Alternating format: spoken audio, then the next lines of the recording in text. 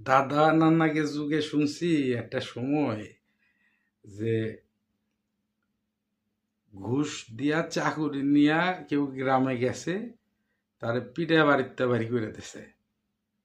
আর আজকের জামানায় ঘুষের টাকা কি করে, বাপ নিজে বগলে নিয়ে ঘোরে সন্তানরে কোন বিশ্ববিদ্যালয়ে ভর্তি করবে, কোন জায়গাটায় চাকরি দেবে, কেমবাই বিসিএস ক্যাডার বানাবে, লাগলি 20 লাখ গেলি যাক, তাও আমার ছাওয়ালটা আমি বিসিএস ক্যাডার বানাবো। তো এই যে যে আমাকে ঘুষের যে কালচার বা সংস্কৃতি, এই অবক্ষয়ের দায়ভারটা কিন্তু আমাকে নিতে হবে।